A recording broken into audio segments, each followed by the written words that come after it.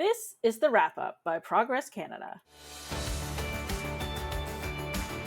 Today we're joined by the new leader of the Green Party of Prince Edward Island, Matt MacFarlane. Okay, thanks for joining me. Well, thanks for having me.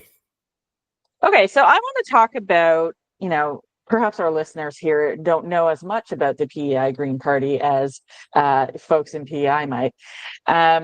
So the Green Party made history in 2015, of course, by winning its first seat. That was soon followed by becoming the official opposition, which no Green Party has done in Canada. So this was a very historic event.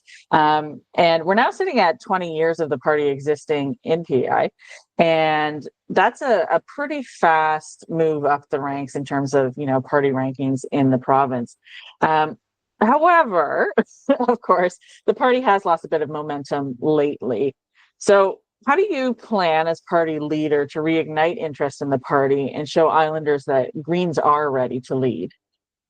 Yeah, it's true. Our trajectory has been pretty quick. At the 10-year birthday of the party in 2015, we did have our first seat, and then 4 years later formed the official opposition. So a 20-year-old political party sitting here compared to the what we call the legacy parties, and however many years they've been around, 150 years. Right. We've done pretty well here in PEI, the little Green Party that could. Now, I will say in the 2023 election, we did lose a few seats. We had one of our 8 MLAs not reoffer, so then we were down to 7, and then we lost 5 seats further to the election, and we're down to 2.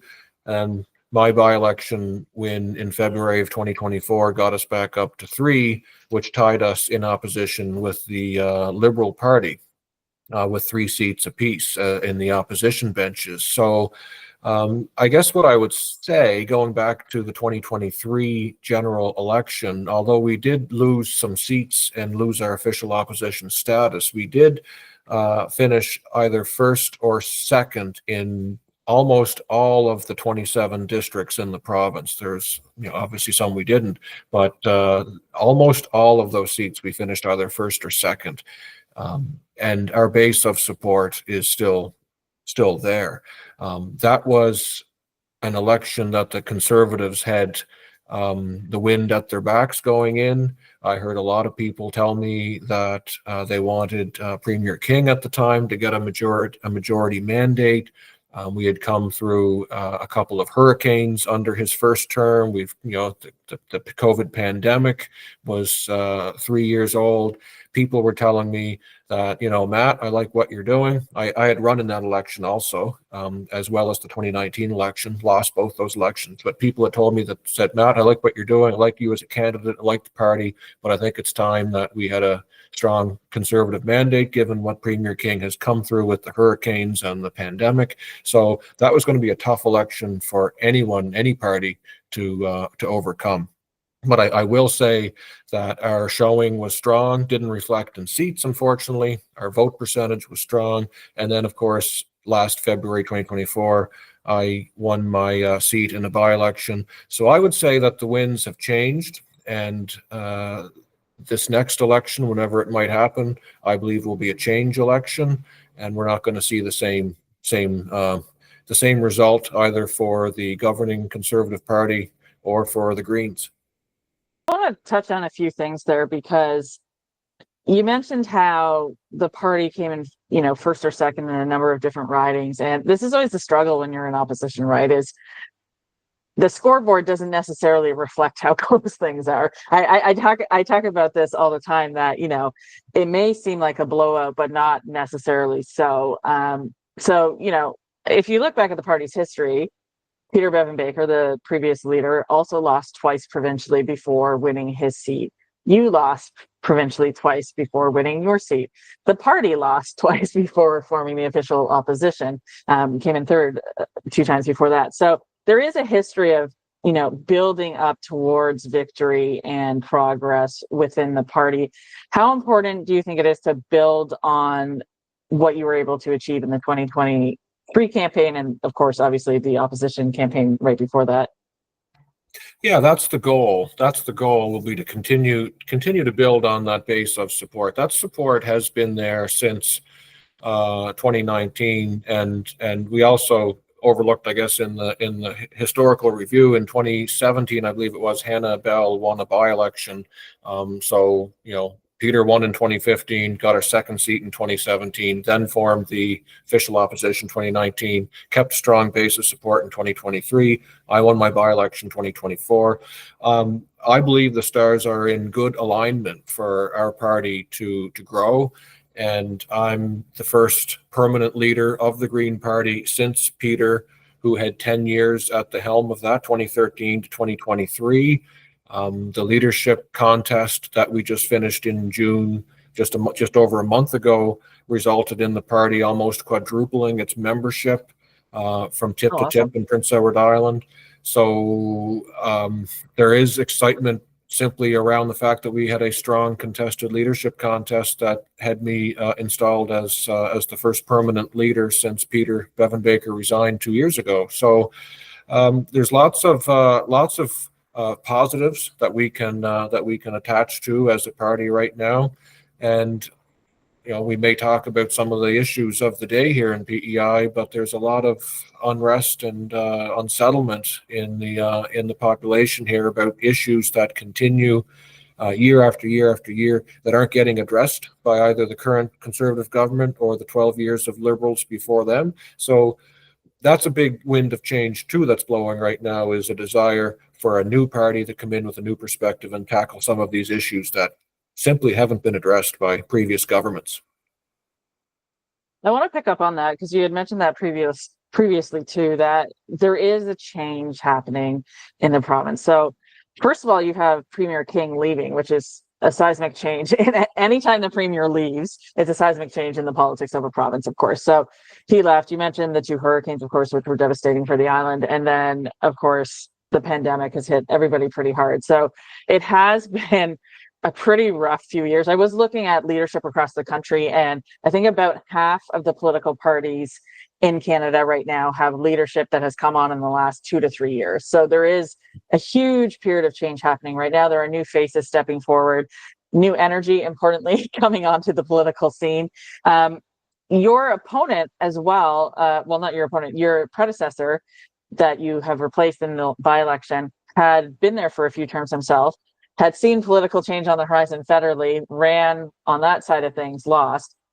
Do you think you might have a showdown with him in the next provincial election? Do you think he's coming back? What does that look like in terms of, I think previously the PCs in your riding specifically had won 52% and 60% of the vote. But then in the by-election, it wasn't a small win. You won with 49% of the vote. So do you think there is a sea change happening there as well? Do you think there will be a strong Conservative opponent against you when you run in the general election?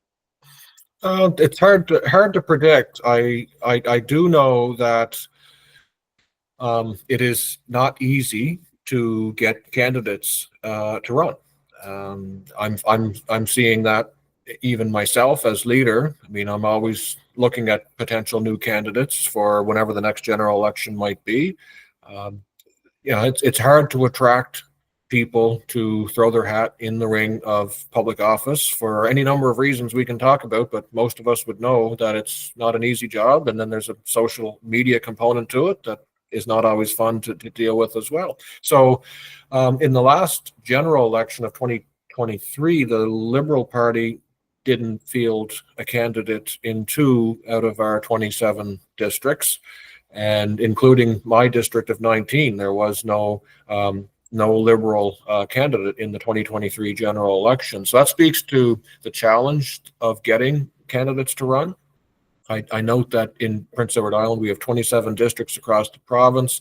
There's approximately 4,200 voters in each of those districts. So you don't have a large pool of candidates to potentially draw from as well. So difficult to speculate on who any party might be able to get for candidacy in the next election. And I note that even a party with a 150-year history of grassroots ground level organizational progress, was still unable to field a candidate in two of our provincial districts. So I'm not sure who's coming back or if anybody's going to come back to run, but I do know that I work hard every day to try and attract people to the party, through my leadership, through the policies of the party, through the work the party does in the legislature.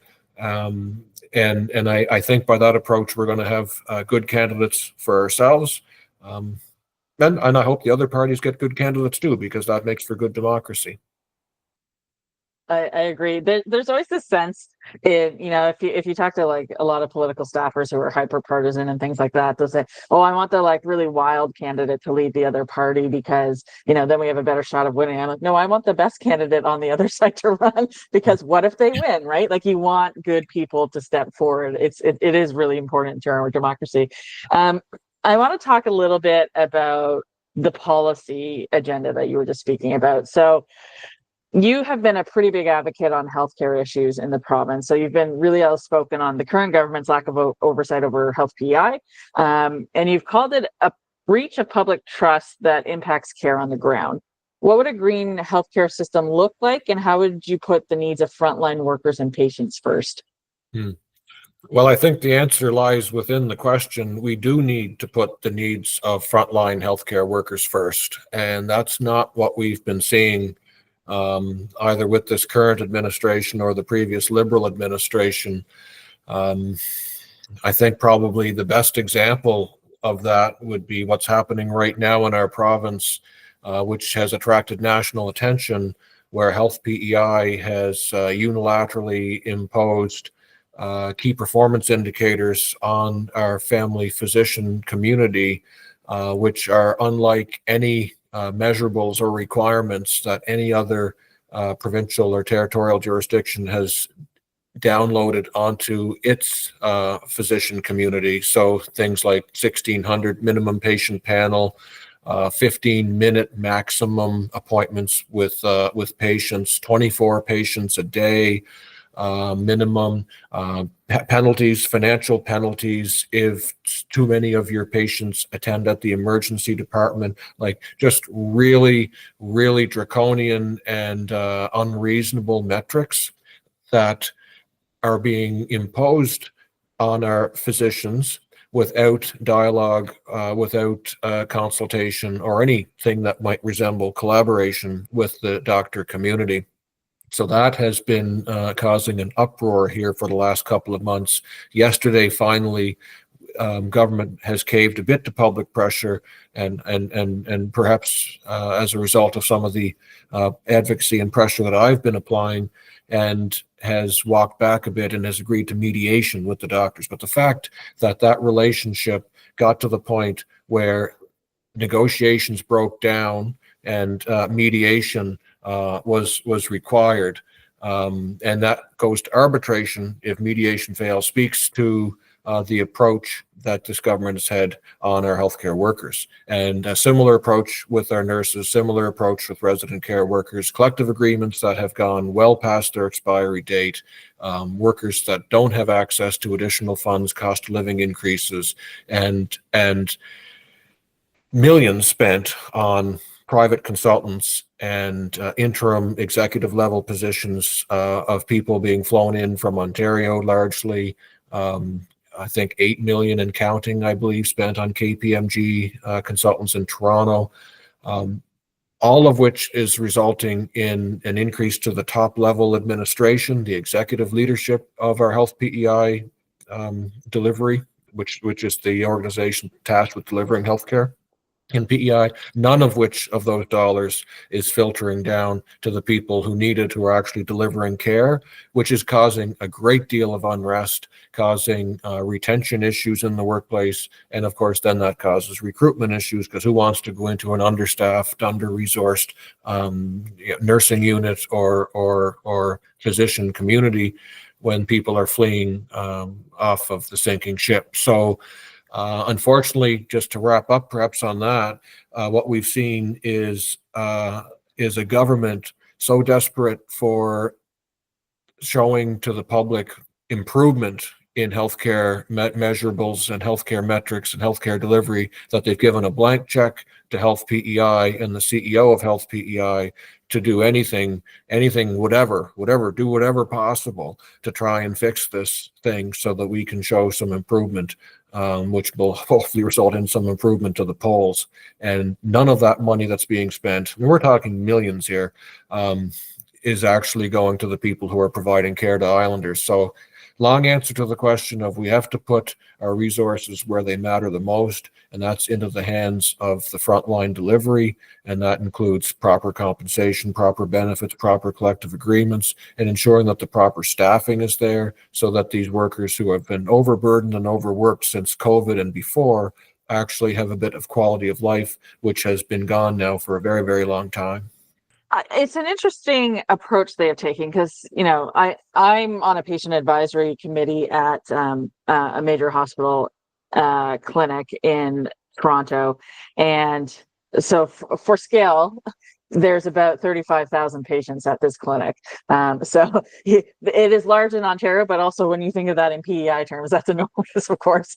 And when you were just talking about, okay, well, they're trying to get appointments down to 15 minutes, I'm just sitting here thinking, like, okay, that's great from a numbers perspective, but what about quality of care, right? Like, when we think about who actually visits medical settings, it is usually repeat patients, right? Like, they're coming in for a number of different issues, and I understand we want to make sure everybody gets seen and there aren't backlogs and things like that, but basing it on like a number of, like, 15 minutes at one issue kind of approach to medicine, which we have seen in other places, doesn't really actually help patients in the long run. It sounds great to your point, a KPI metric that you can put in a report and say we're improving things, but do people feel like they're getting better care? Probably not. And then you spoke about, of course, the provider side of things.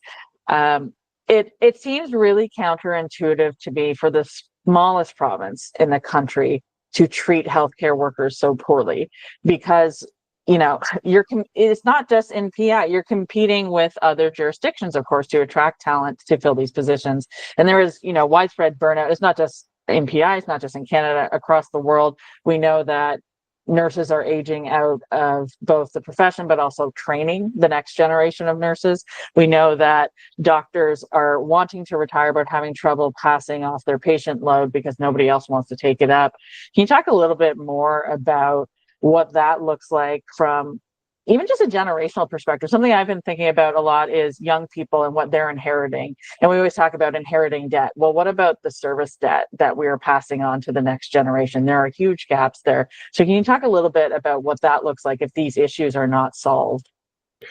Yeah, it's complex, and it crosses so many different professions and disciplines. Just within the medical community, anecdotally, it takes about 3 new medical doctors to replace an existing medical doctor who's been practicing for 30 or 40 years and has a patient panel of 2 or 3 or more, maybe 3,500 patients on his or her patient panel.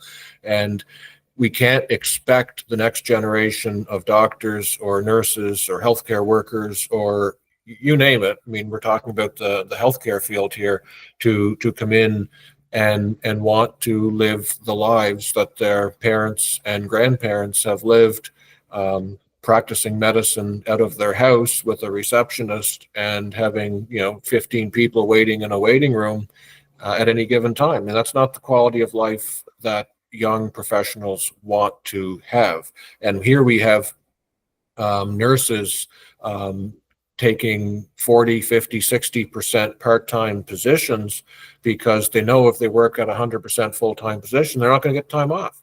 They're not going to be able to be relieved at the end of their shift because there's no one to relieve them. They're not going to be able to make it to their son's Christmas concert or their daughter's soccer game. And so they're going to have to make sacrifices. So we see a proliferation of professionals that are working part-time positions just because that's the only way they can attempt to ever achieve equality or a balanced life. So we do have to approach things differently. Unfortunately, our little province has made national news with the National Organization for Family Physicians monitoring and communicating to the national family physician community about what's happening down here. So unfortunately, all eyes are on PEI right now with these metrics. I think we're going to be the GOAT here in this whole thing if this doesn't work out, because we had 5 medical residents on Prince Edward Island complete their residency. Historically, we would get about 80 to 100% of those residents retained to set up clinic and set up practice. All of them, all 5 have indicated, no, we're not going to stay here.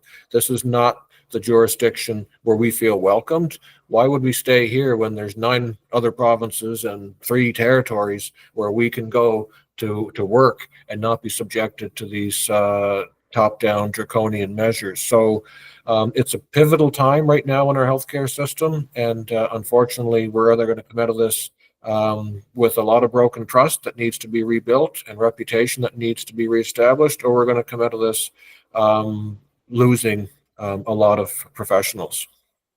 So obviously, Islanders are very proud of the land that they live on. It's a beautiful place. If I had to live anywhere else in Canada, this is where I would live. I have said that many, many times. It's a great and beautiful place. Your own riding is obviously very well known. People may not know that it's well known, but it is well known in that the Confederation Bridge connects right to it. You know, a lot of people stay in Summerside PEI, which is just on the outside of your riding. So this is, you know, when you're first introduced to PEI as a driver in this country who's visiting the island, they run right through your riding. So people are very proud of the land. And I think that's, you know, partly why the Green Party has done so well in the province itself. So you've actually introduced a proposal to increase transparency around land transactions on PEI, because one of the concerns is you feel very close to your community, but then land starts to get bought up and the nature of that community starts to change, and opportunity in the community starts to change as well, because, you know, it is no longer owned by Islanders necessarily. So can you talk about that process of increasing transparency in land ownership and why this is such an important issue to Islanders in the first place? Right. So maybe just a little backstory quickly for listeners who may not be aware. PEI has what's called the Lands Protection Act, which is legislation that was developed in the 1980s to limit, restrict how many acres of land could be owned in Prince Edward Island by corporations and by non-island residents. So one has to apply if you're looking to buy a certain amount of land in PEI, and it's 5 acres. You have to apply to a quasi-judicial body, Crown Corporation, for approval. It's the Island Regulatory and Appeals Commission, known as IRAC, IRAC, and IRAC will evaluate the proposal to purchase land or not.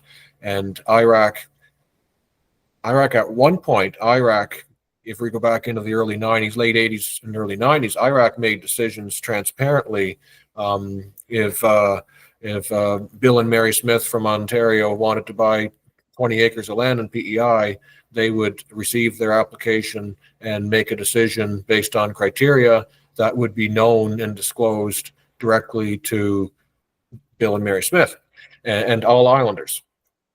IRAC and the successive governments have devolved to the point where IRAC no longer makes decisions. IRAC reviews applications to purchase land, makes a secret recommendation to provincial cabinet, who then makes a decision. And we don't know what the recommendation was. We don't know what was considered. We don't know if there was political interference at the cabinet level. Complete secrecy.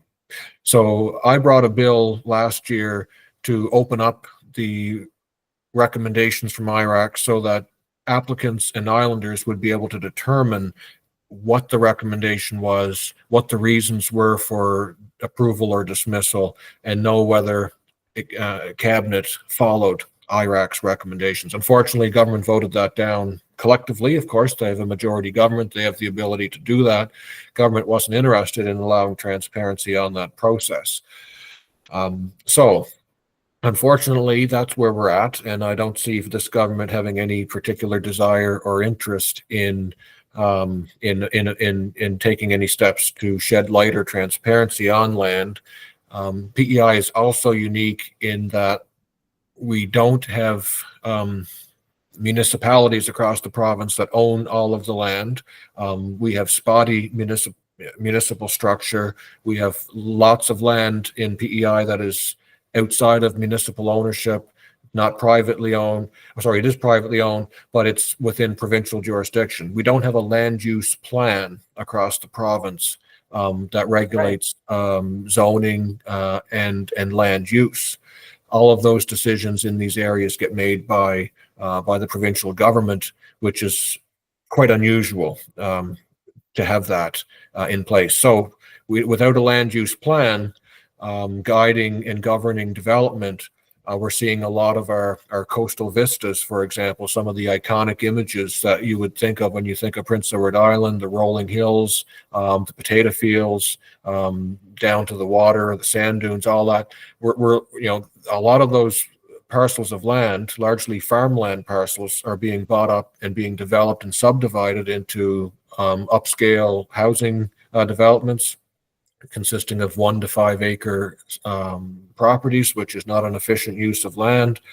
And as a result, we're not only losing some of these iconic coastal vista images that we all come to know and love and think about when we think about Prince Edward Island, but we're also losing, by some estimations, 20 or more acres a day of agricultural land to uncontrolled and unregulated development because we don't have a province-wide land use plan.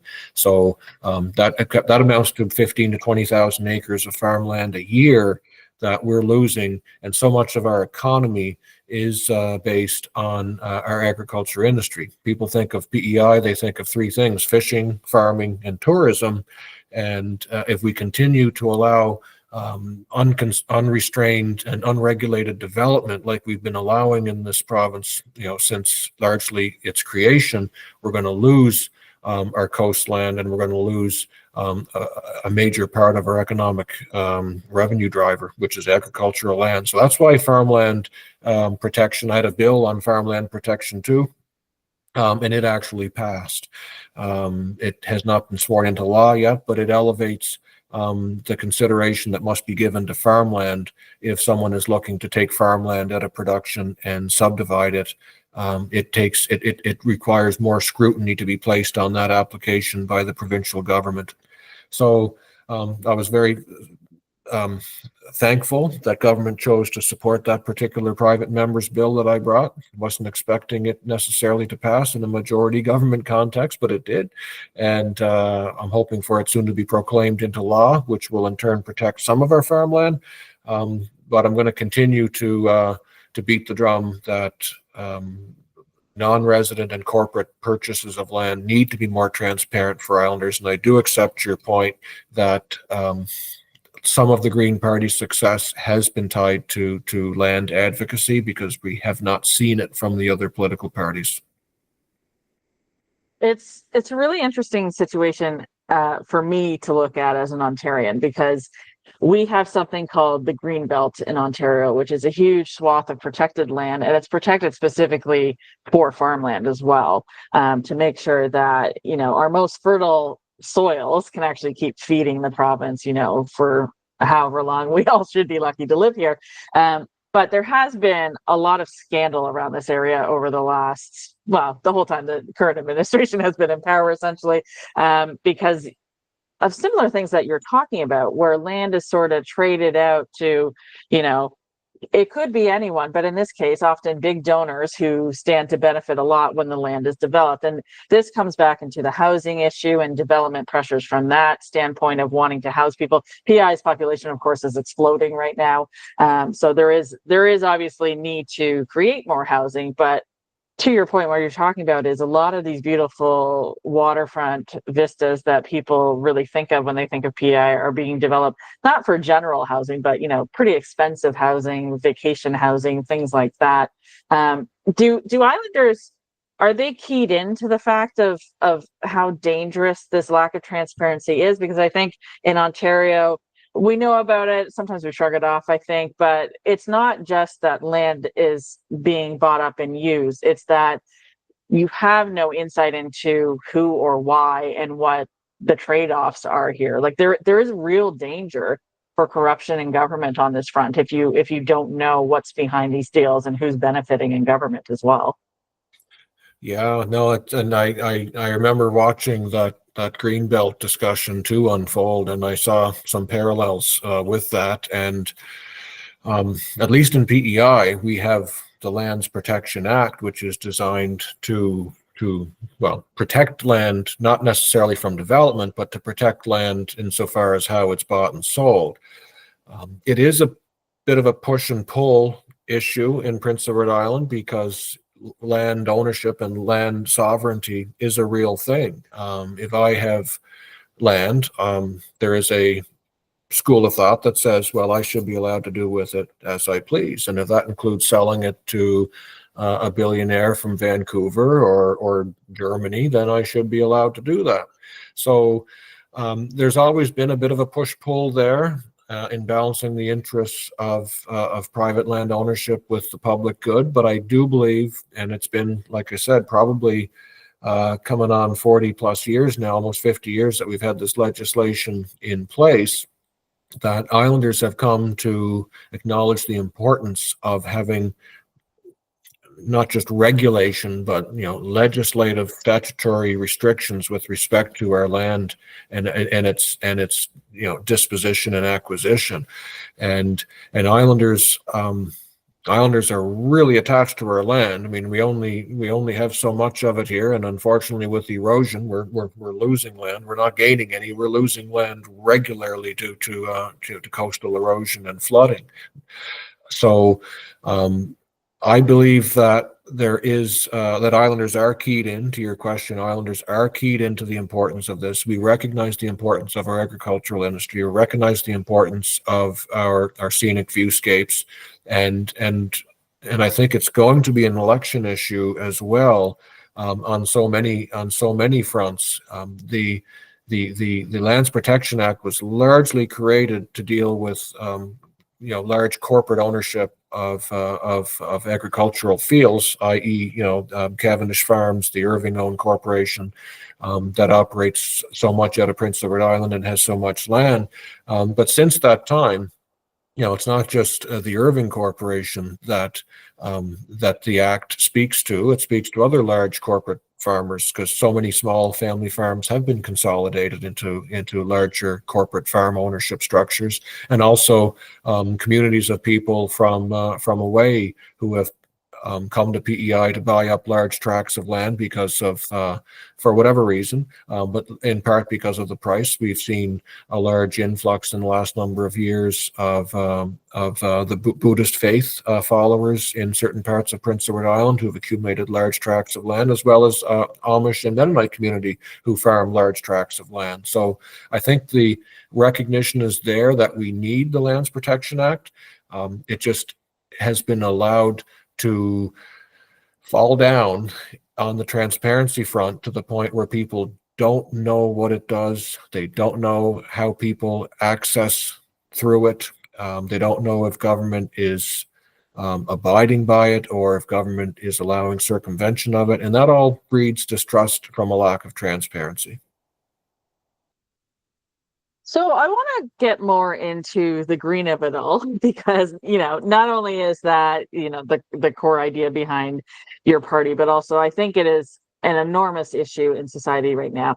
The conversations I'm seeing in politics right now are very focused on, do people even care about climate change anymore? And that's very painful to think about. I think there's obviously a lot of economic considerations that are at the forefront right now, trade wars, all that kind of stuff.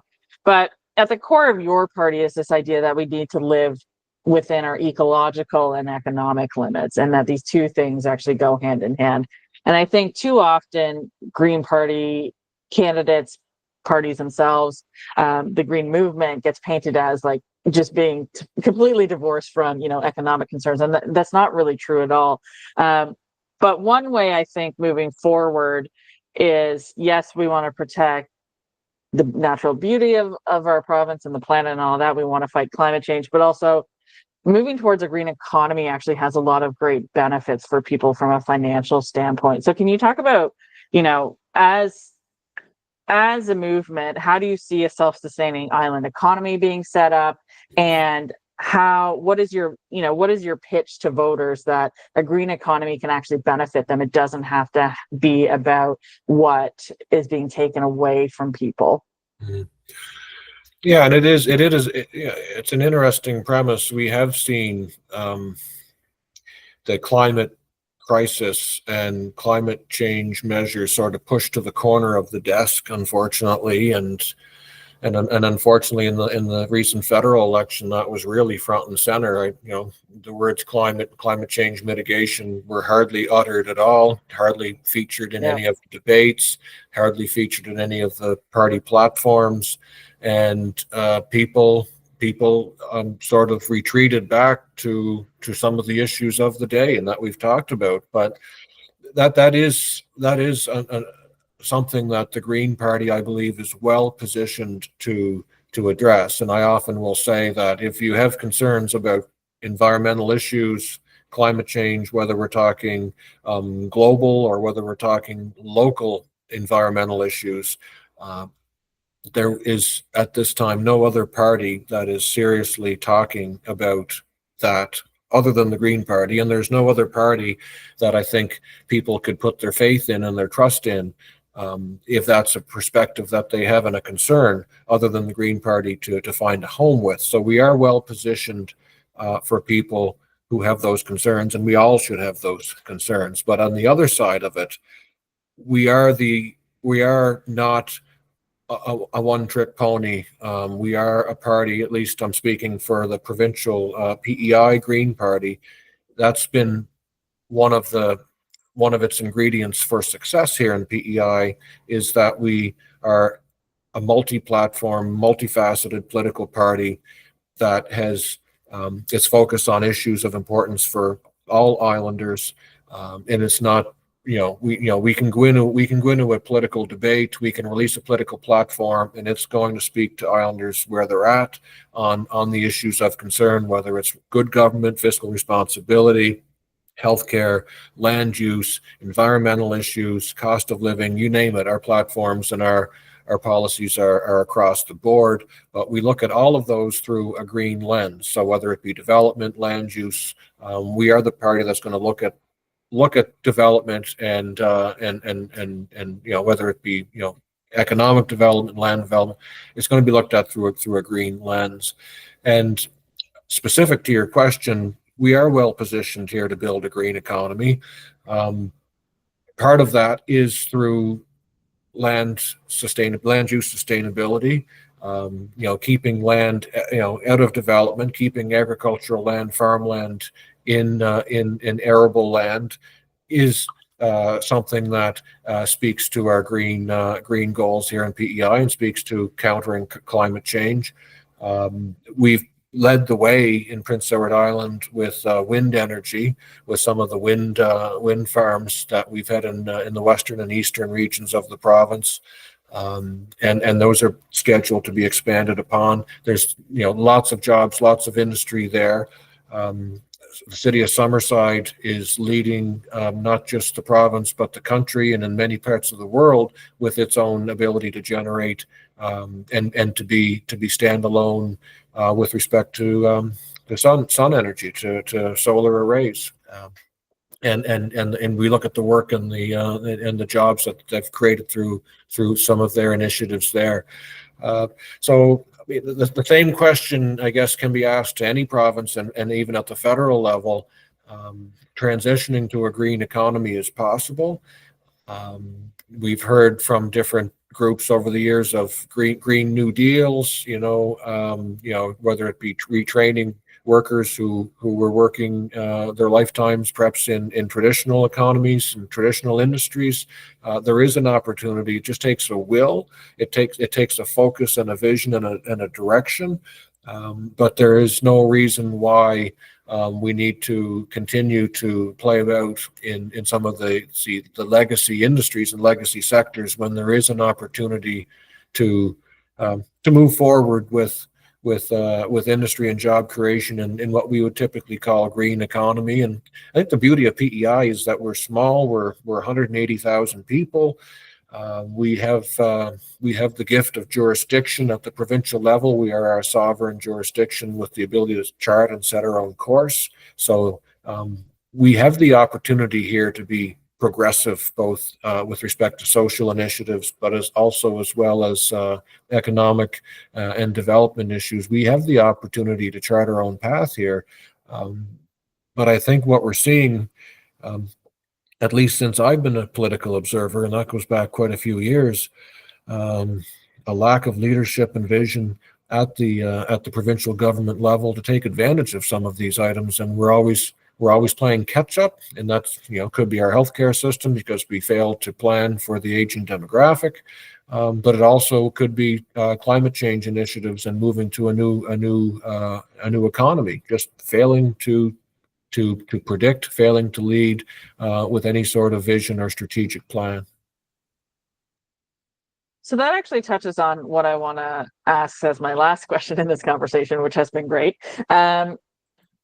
You were talking about, how the province is often playing catch up, but I would say that voters in the province are often ahead of the curve. There's often a lot of bold ideas coming out of the province. You've obviously tackled electoral reform in the past, but also there has been a lot of support in the province for basic income, which I appreciate as somebody who helped run the pilot in Ontario. What are some other big ideas that are out there that you would want to champion as Premier of the province? Those are some big ones there, and you're absolutely right. When I sort of disparage our governments, I don't mean that to also include our voters and our residents, because we have seen an appetite at the level of everyday Islanders to. Now I would say it's a real appetite, and it hasn't yet been satiated for progressive change. And we have been leading the country when it comes to discussion on electoral reform and moving away from first past the post to a more proportional representative format. But unfortunately, as is often the case, the governments of the day aren't interested in that, and they will put up roadblocks to try and stifle implementation of that. We've seen it at the federal level with Justin Trudeau, and we've seen it here in how referenda and plebiscites have been structured and set up for failure. So that would be, to my mind, having every vote count better than it currently does under our first past the post system is fundamental to not only improving our democracy, but allowing a jurisdiction, a province, to have the ability to move forward. When the Green Party became the official opposition in 2019, it was a minority government, and everybody I talk to now speaks back to that period of time. It lasted for a couple of years until by-elections eliminated the minority government and gave a small majority to the Conservatives. People I talk to say that was some of the best years of the province, and as far as getting things done and in effective collaborative government. So there is an appetite for that. That is a big push that I would like to make. If I ever get my hands on the pen to make decisions, that is one that needs to get made, and we would put that promptly to a citizens' assembly to determine what that best form of electoral reform looks like. And that's a commitment that would come from me as leader of the Green Party, but I'm not so sure you'd get that same commitment from any other party, just because there's pushback to that sort of change. But Islanders should have a say in what that looks like. And I think the same argument could be applied to what we just talked about as far as development along the lines of industries and taking advantage of industry and technology that speaks to 2025, as opposed to some of the lack of vision and the toiling in the same economies that we've been toiling in without looking forward and looking for innovation. Climate change is real in PEI. It's affecting our growing seasons. It's affecting the crops that we can produce. We can't continue to do things the same way indefinitely into the future and expect to get the same returns. Climate change is creating new opportunity here for PEI, but it's also creating challenges and a need to move away from some of our perhaps our tried, tested, and true. We're seeing changes to our fish population, but we're also seeing new varieties of potatoes that are thriving. So unless we're taking advantage of and being aware of what's happening to us, we're going to be stuck. And that's why, unfortunately, I do find we're playing catch up at the governing level, and whereas the islanders ourselves are desperate for progressive change on so many fronts. That thirst has not been quenched by governments to date. So for our listeners who live on PEI, who have found you very convincing in this conversation, where can they go next to get more involved in the Green Party? Well, I'm happy for anyone to reach out to me directly. I'm happy to share my vision for the party. I'm humbled by the number of people who have approached me in the last month with offers of support, offers of encouragement, people who've said that we're on the right track, people who are saying that we're a breath of fresh air. That's all wonderful to hear.